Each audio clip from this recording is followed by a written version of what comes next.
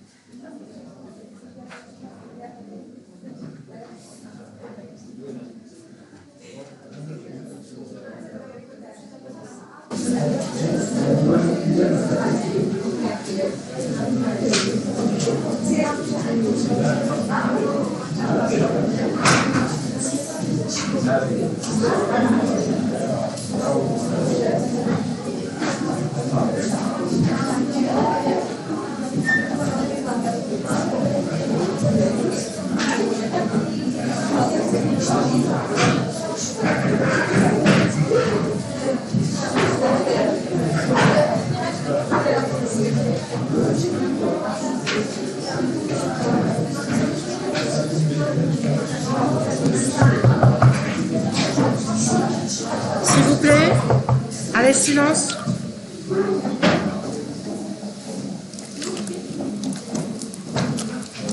Donc on va enchaîner avec la deuxième partie du cours. Silence s'il vous plaît. Donc les aménorrhées secondaires.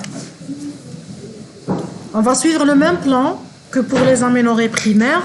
Donc commençons par une définition.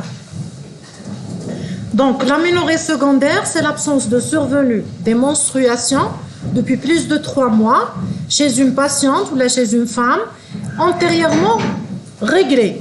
D'accord? Donc c'est une femme qui a eu ses ménarches à l'âge habituel, entre 10 et 16 ans.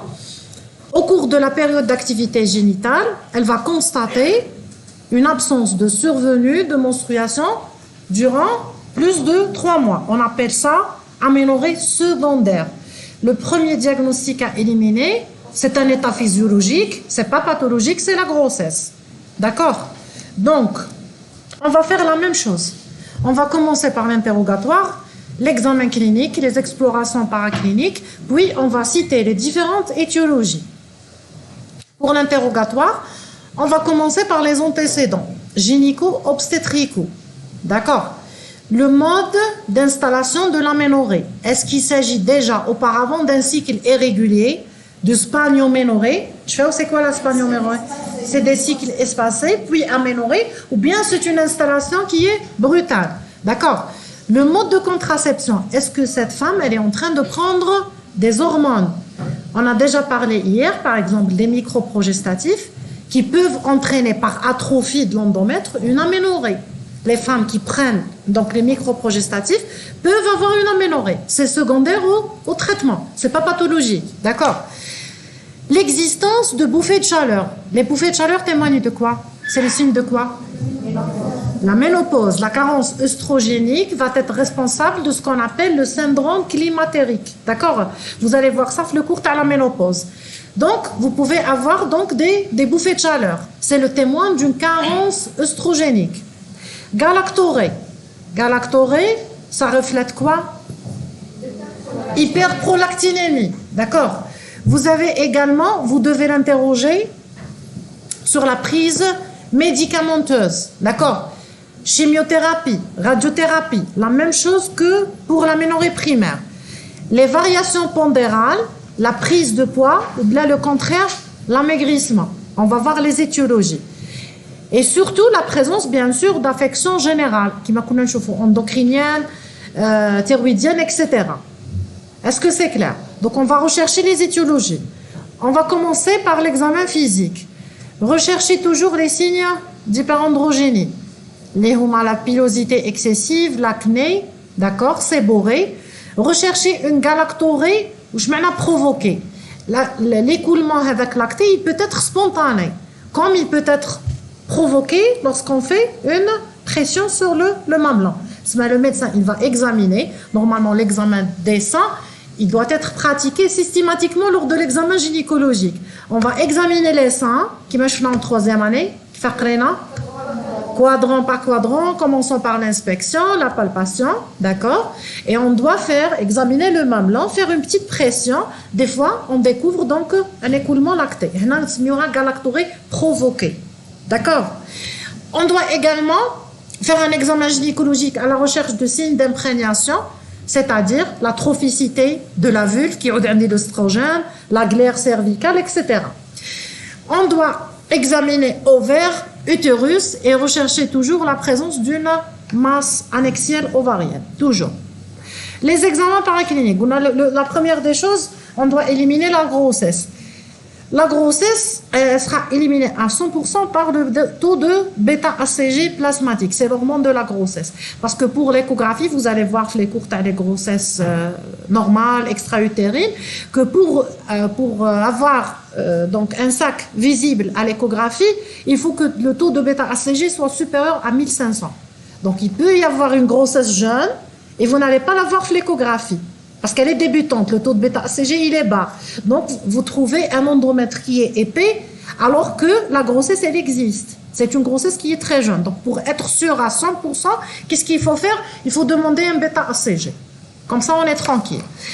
Par la suite, qu'est-ce qu'on appelle le test progestatif ou progestatif?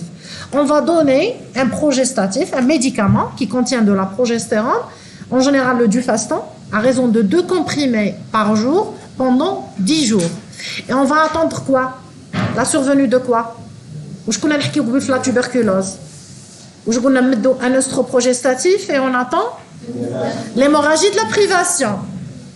Cette fois-ci, on va donner juste de la progestérone. Pourquoi? S'il y a une imprégnation œstrogénique dans l'organisme de la femme, lorsque vous donnez de la progestérone, ça va répondre, ça va donner des menstruations. Mais imaginez une femme ménopausée, mais elle a une imprégnation œstrogénique préalable, même si vous donnez un progestatif, ça ne va pas provoquer d'hémorragie de la privation. D'accord? De privation. Est-ce que c'est clair? Donc, pour avoir des règles, après traitement progestatif, il faut qu'il y ait une préparation de l'endomètre par les œstrogènes. D'accord? Qui trouve d'une femme en période d'activité génitale, lorsqu'il n'y a pas un problème, lorsque vous donnez avec le progestatif, il y aura survenu des règles. L'exemple de la femme ménopausée. ما كاش الاستراديول. Les follicules sont, la réserve ovarienne elle est épuisée, il n'y a plus de sécrétion de stradiol, l'endomètre il est très fin, même si vous donnez de la progestérone ça ne va pas répondre. Est-ce que c'est clair? Oui ou non? بصح كنت تمدوا œstroprogestatif, vous pouvez déclencher des règles. Parce que comme dit tout, œstroprogestatif. Parce que lorsque vous donnez le progestatif seul, il faut que l'organisme soit préalablement imprégné par l'œstrogène pour donner une hémorragie de privation. Est-ce que c'est clair? Sur oui ou non? Le cycle menstruel, lui le cycle menstruel, la première phase où je fais la sécrétion de quoi? C'est le stradiol. Le stradiol, il est produit par les follicules. La deuxième phase, la progestérone. D'accord? Les allongements du cycle. La phase lutéale. La phase lutéale a des anomalies. Le corps il est défaillant. Qui me doule la progestérone, le cycle est régulier. Parce qu'il y avait un manque de progestérone. À condition qu'il y ait une phase folliculaire normale. فهمتوني ولا ها؟ تكون une phase folliculaire, كاين l'œstrogène, je donne un progestatif, je peux avoir une hémorragie de privation. بصح par exemple la femme qui est ménopausée, ما كانش les hormones في le corps, il n'y a pas de stradiol. Impossible نديروا لها une hémorragie de privation en donnant un progestatif tout seul. Est-ce que c'est clair? Normalement ما كاينش كتر من هكا. Je peux pas expliquer plus que ça. Donc troisièmement, on va passer aux dosages hormonaux toujours. Il faut vérifier donc l'intégrité de l'axe neuro-hormonal, FSH, LH, prolactine. Elle va nous permettre donc de situer l'origine de l'aménorrhée. La même chose où je connais chez Fouquebé. Qui tu as de l'FSH élevé, ovarienne. Qui tu as une FSH qui est basse. Très bien. Un bilan normal, FSH, LH normal. Où est la cause? FSH, LH normal, estradiol normal. L'origine, elle est utérine. Utérine. Qui m'a le syndrome de Rokitansky. Qui m'a conçu l'utérus. Le bilan hormonal, comme il est tout à fait normal. D'accord? Donc, qui te dit une aménorrhée d'origine utérine, lorsque je donne le progestatif, le test, il est négatif. Je fais mon bilan hormonal, il est normal. Où se situe le problème? On va commencer notre recherche étiologique. نبداو بالcol, sténose cicatricielle du col utérin. Donc la sténose, elle peut survenir à la suite d'interventions au niveau du col, une amputation pour un problème, des problèmes donc le cours le col utérin, pour des pathologies, on peut faire une amputation. D'accord? On peut faire une conisation. C'est la même chose. Électrocoagulation. Les gestes, ils peuvent entraîner une sténose. Donc, c'est une fausse aménorrhée qui a l'imperméabilité de l'hymen. Donc, le sang, il va s'accumuler au niveau de l'utérus. Ça fait une hématométrie. D'accord? Le traitement, qu'est-ce qu'on va faire? On va faire une chirurgie. D'accord? Est-ce que c'est clair? Oui ou non? Ben non, l'origine, elle est utérine, c'est simple. Les synéchies, on va avoir le même mécanisme qui m'a la tuberculose. Mais cette fois-ci, il y aura une destruction de l'endomètre, elle est d'origine traumatique, comme elle peut être d'origine tuberculeuse. La femme peut dire une tuberculose prépubertaire ou bien après la puberté. Ou dire comme une synéchie, c'est la même chose. Donc, traumatique, par exemple, les femmes qui font des interruptions de grossesse, des interruptions volontaires de grossesse. D'accord? Les gestes, tous les gestes endo-utérins, lorsque vous faites la révision, le curetage, vous allez les voir par la suite. N'importe quel geste qui va toucher à la cavité endométriale, il peut l'endommager. Il peut détruire avec la couche superficielle qui va se desquamer et donner les menstruations. Est-ce que c'est clair? La révision, je vais comme l'exemple de la révision. Une femme qui vient accoucher, après l'accouchement, elle va faire une hémorragie. Elle est en train de saigner.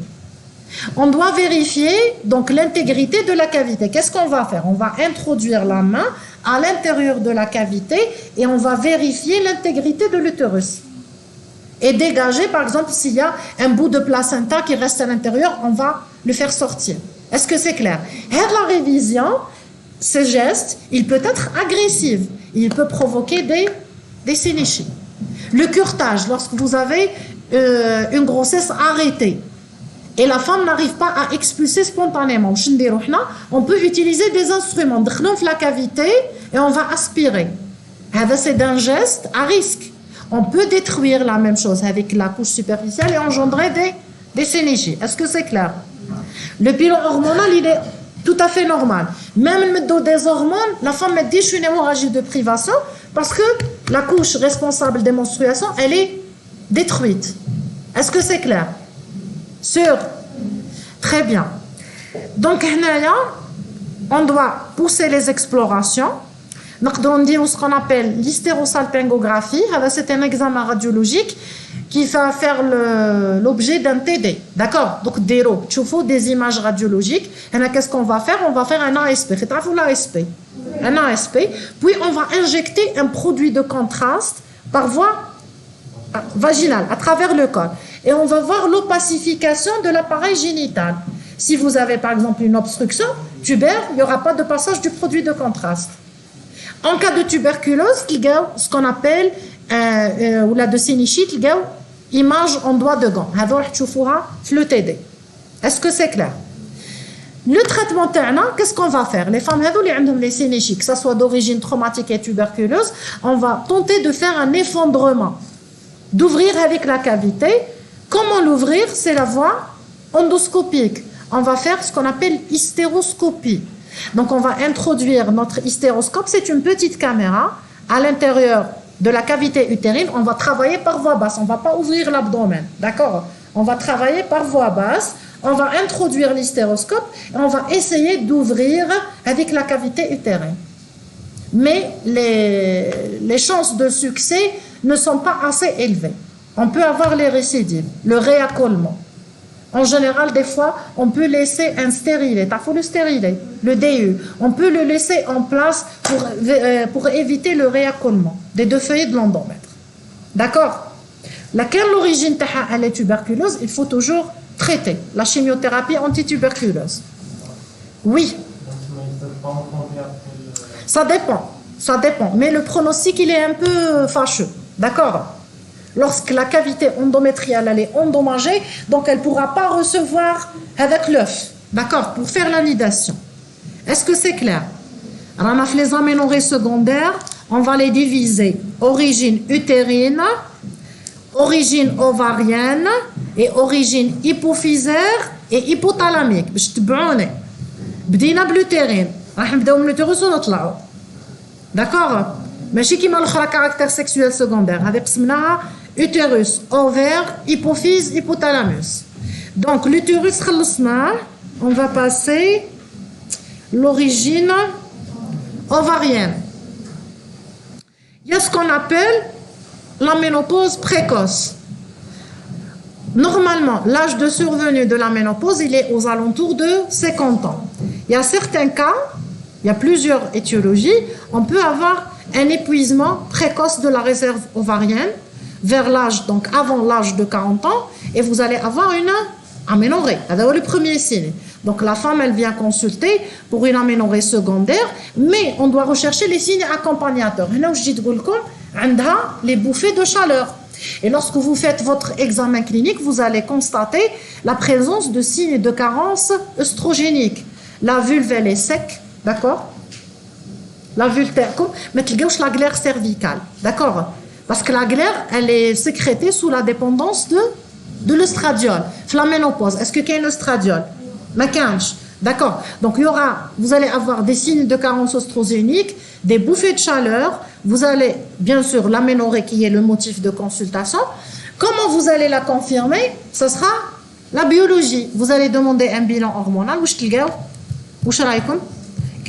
l'origine ovarienne? La FSH, elle a augmenté. Il y a des taux de FSH élevés, en général, qui dépassent les 40 unités. Est-ce que c'est clair? Le stradiol, il est bas, la FSH-LH très élevée. Là, on va poser le diagnostic de ménopause précoce. Les étiologies. Les cures chirurgicales. Par exemple, une femme qui a subi une ovarectomie, les ovaires. Donc, c'est logique. Elle va avoir une ménopause. Vous avez également la radiothérapie qui va cibler la région pelvienne ou bien la chimiothérapie. Vous avez les causes virales au rayon rubéole, des causes génétiques. Il y a des syndromes, des dysgénésies partielles. Elles ressemblent le syndrome le Turner. C'est des dysgénésies partielles, donc il y a une réserve, mais qui va s'épuiser rapidement, avant l'âge de 40 ans. D'accord? On a toujours les causes auto-immunes. Il n'y a pas une semaine, j'ai vu une femme qui avait une thyroïdite auto-immune, un vitiligo avec une ménopause. La pauvre, elle n'a pas d'enfant, donc elle vient pour consulter. On a demandé un bilan hormonal, la FSH était très élevée. Donc, on a fortement suspecté l'origine auto-immune. D'accord? Hadouma les différentes étiologies. Qui d'une ménopause précoce, on peut discuter un traitement hormonal substitutif.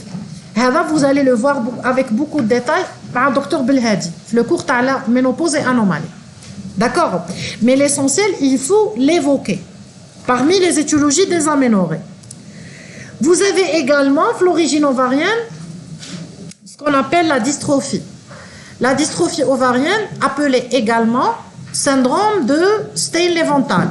Pourquoi il a pris ce nom? Parce que les deux savants, Stein et Leventhal, étaient les premiers à le décrire en 1935. D'accord? Donc, le syndrome, j'ai beaucoup de questions. Tout le monde me pose des questions sur la dystrophie ovarienne. On va bien s'étaler sur ça. D'accord? Goulna, elle va donner rarement une aménorrhée primaire. Le plus souvent, c'est une aménorrhée secondaire. C'est un trouble hormonal dont la physiopathe elle est multifactorielle. D'accord? Il pose beaucoup de questions. Le syndrome Mouchkaï, une hyperandrogénie ovarienne qui est modulée par des facteurs hormonaux tels que la LH et l'insuline. D'accord? Il y a une insulinorésistance. C'est multifactoriel. Sur un ovaire qui est génétiquement prédisposé. Donc, quel est le facteur génétique?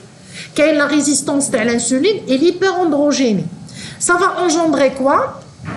Ça va engendrer un trouble de la folliculogénèse. Donc, le follicule tana, il ne va pas suivre avec le développement follicule primaire, secondaire. Il sera à chaque fois bloqué.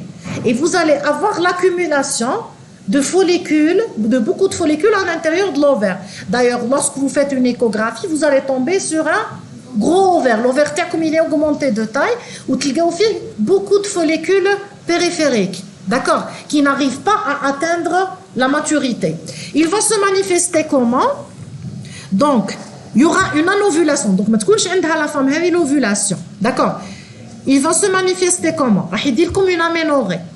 Une aménorrhée, le plus souvent secondaire, elle peut faire suite à une spanioménorrhée. Donc, les cycles, comme c'est toujours des cycles lents. Par la suite, vous pouvez avoir une aménorrhée, absence totale des règles. Vous allez avoir un hirsutisme. L'hirsutisme, c'est quoi? C'est une pilosité excessive. D'accord? C'est le témoin d'une hyperandrogénie. Et vous allez avoir également une obésité de type androïde. C'est-à-dire quoi? Oui, l'androïde, elle va siéger où? L'abdomen. D'accord? C'est en rapport avec la résistance à l'insuline. C'est pour ça que les médecins prescrivent pour les femmes qui ont la dystrophie ovarienne un traitement à base de la metformine, le glucophage.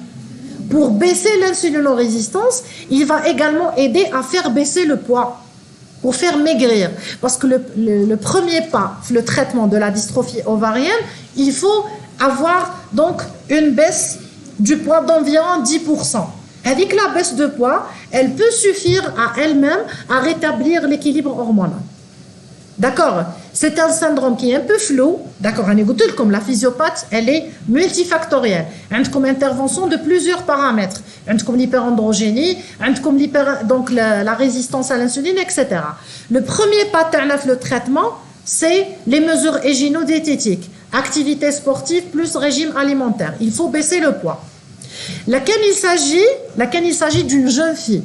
Donc, là, qu'est-ce qu'on va faire? On va essayer de rétablir un cycle menstruel qui est normal. Donc, je me donne un progestatif. Je connais les allongements. Parce que le corps jaune, il est défaillant. Il a corps jaune. Il a une hyperœstrogénie. Il faut compenser par un progestatif, le 16e, le 25e jour du cycle. D'accord? Je fais tout là. Je connais l'allongement de la phase, l'allongement de le cycle menstruel.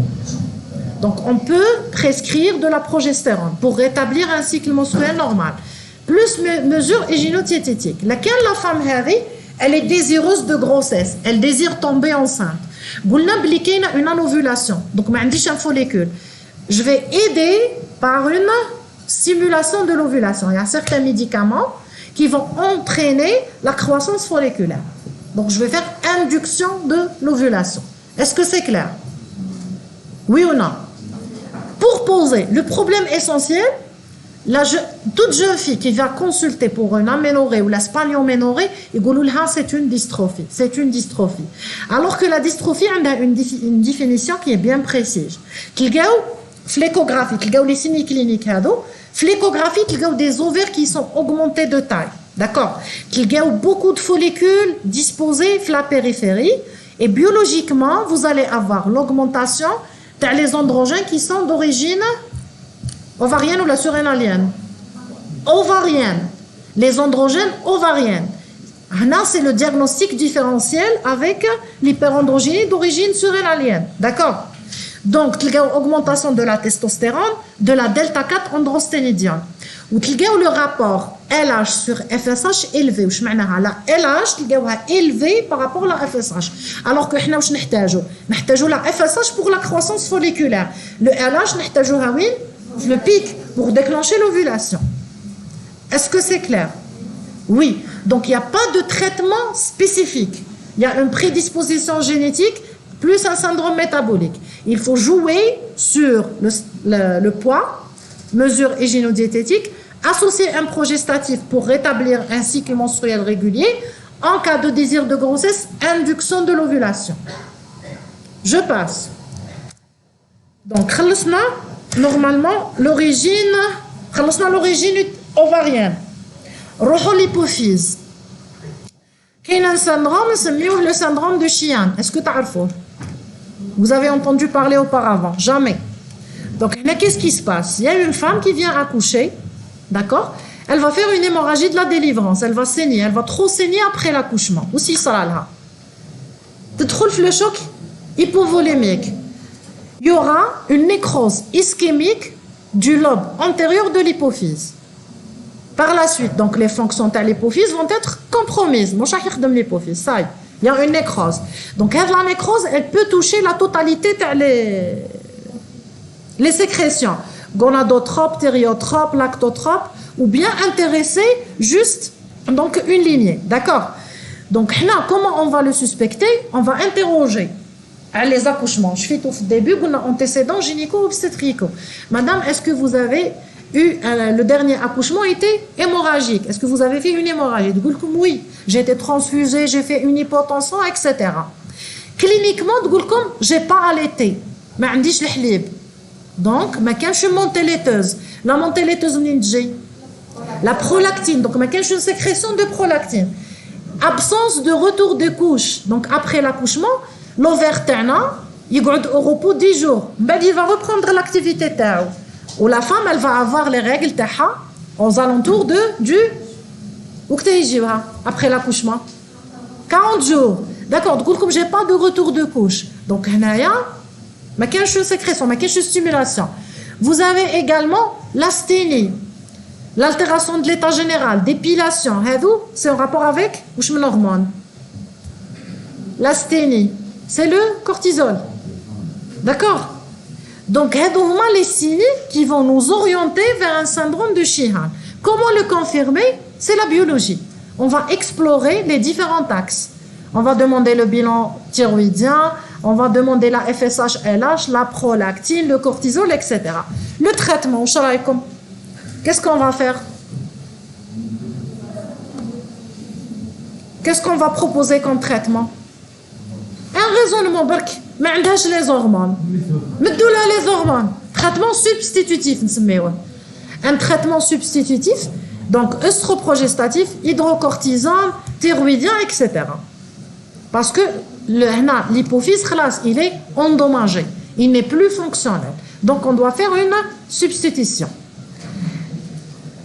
On peut également avoir pour l'origine hypophysaire les tumeurs. Ils peuvent entraîner une compression ou bien une destruction des cellules hypophysaires. D'accord? Mais cette fois-ci, il y a un syndrome tumoral, les signes d'HIC, les troubles visuels, etc. Donc, il y a des adénomes qui sont sécrétants, il y a des adénomes qui ne sont pas sécrétants, non sécrétants. D'accord? Donc, pour les adénomes sécrétants, le plus fréquent, c'est la prolactine. Nous avons les mêmes étiologies que dans l'aménorrhée primaire. D'accord, c'est la même chose. L'adénome qui va sécréter la prolactine, blocage de l'axe, donc on va doser la prolactine, laquelle le taux, donc il est très élevé, on va suspecter la présence de macroadénome, on va passer à l'imagerie, au scanner ou la IRM de la selle turcique. On va donner le traitement médical, laquelle la prolactine elle baisse, tant mieux, sinon en cas d'échec, on va passer au traitement chirurgical. Très bien. Les autres adénomes, thyriotropes, ACTH, etc. Ou quels les adénomes non sécrétants? Donc, il n'y aura pas de sécrétion hormonale, mais il y aura une compression. D'accord? Est-ce que c'est clair? C'est l'origine hypophysaire. On passe, donc on dit marche arrière. Je suis tout là. On a les hyperprolactinémies qui sont fonctionnelles. Je vous l'ai au début, l'aménorrhée, elle peut être due à une lésion organique ou bien fonctionnelle. Qui trouve d'une hyperprolactinémie, elle est fonctionnelle lorsque le taux il est modérément élevé. Mais je t'en ai d'accord. Donc, dire une imagerie, on ne va rien trouver. Il n'y a pas d'adénome. On doit rechercher, donc on doit déclencher l'enquête étiologique. Il peut s'agir d'une hyperprolactinémie iatrogène due à la prise de médicaments. Donc, toujours l'interrogatoire, vous posez la question. Est-ce que, madame, vous prenez des neuroleptiques, des antidépresseurs, le sulpéride? Ils vont entraîner, ils ont comme effet secondaire une augmentation de la prolactine. Qui n'a pas l'origine, donc il faut arrêter le médicament ou bien baisser la dose, ça dépend de la pathologie, et tout va revenir dans l'ordre.